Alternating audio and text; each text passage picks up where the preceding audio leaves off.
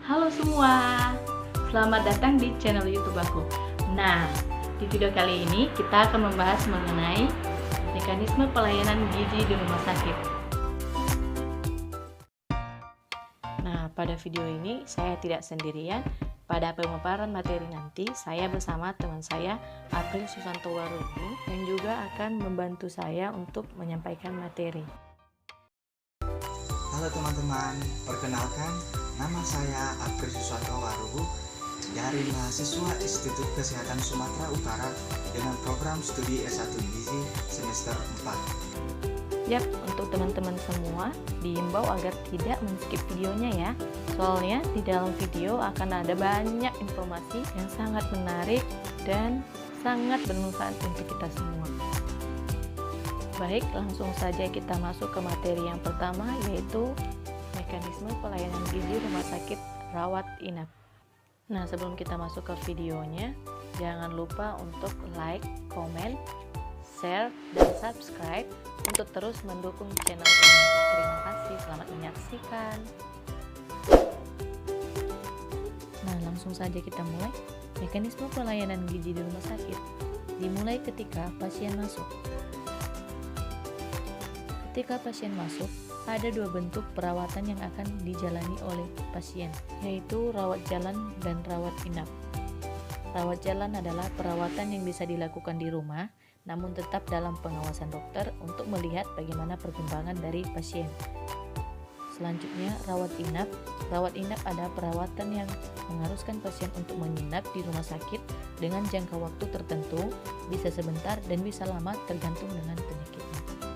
Mari bahas satu persatu. Pertama, rawat inap. Rawat inap dimulai dari screening gizi. Screening gizi ini dilakukan untuk mendeteksi apakah pasien berisiko malnutrisi atau tidak. Jika tidak, maka pasien akan diberikan makanan secara normal seperti biasanya. Namun, akan terus dilakukan screening ulang secara periodik untuk menentukan apakah pasien akan mengalami malnutrisi selama perawatan atau tidak.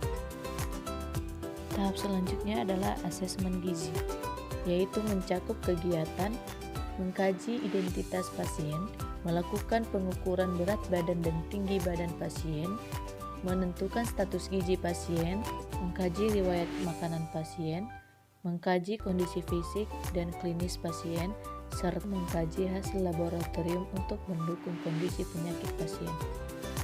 Setelah itu, tahap selanjutnya adalah penentuan diagnosis gizi. Setelah diketahui masalah gizinya, maka tahap selanjutnya adalah melakukan intervensi. Intervensi gizi adalah perencanaan dan implementasi tindakan untuk mengatasi masalah gizi yang sudah diidentifikasi. Ada dua bentuk kegiatan intervensi gizi, yang pertama pemberian diet dan yang kedua edukasi dan konseling gizi. Nah, pada pemberian diet ada 3 aspek yang harus diperhatikan dalam pemberian diet. Yang pertama adalah permintaan, pembatalan, dan perubahan diet. Nah, setelah tiga-tiganya sudah selesai, maka tahap selanjutnya adalah merencanakan menu, pengadaan bahan, penerimaan dan penyimpanan bahan makanan, persiapan dan pengolahan makanan, distribusi makanan, penyajian makanan di ruang rawat inap, pelayanan makanan pasien. Lalu jika pemberian diet sudah selesai, maka dilakukan edukasi dan konseling gizi. Tahap yang terakhir adalah monitoring dan evaluasi gizi, yaitu melihat perkembangan dari kondisi pasien. Jika tujuan tercapai, maka pelayanan gizi dihentikan dan pasien boleh pulang. Tapi, jika tujuan tidak tercapai, maka akan dilakukan pengkajian ulang dan revisi rencana asuhan gizi selanjutnya. Kita masuk pada materi yang kedua, yaitu pelayanan gizi rawat jalan, yang dimulai dari proses asesmen, penentuan diagnosa gizi, pemberian intervensi gizi, dan melakukan monitoring serta evaluasi terhadap intervensi gizi. Prosedur dari pelayanan gizi rawat jalan ini yaitu yang pertama, pasien datang ke Poligizi atas permintaan sendiri atau dengan membawa surat rujukan dari poliklinik yang di rumah sakit atau pemberian pelayanan kesehatan tingkat 1 atau puskesmas dan jaringannya. Yang kedua, ahli gizi melakukan asesmen gizi pasien setelah melakukan screening awal oleh perawat dalam waktu 1x24 jam.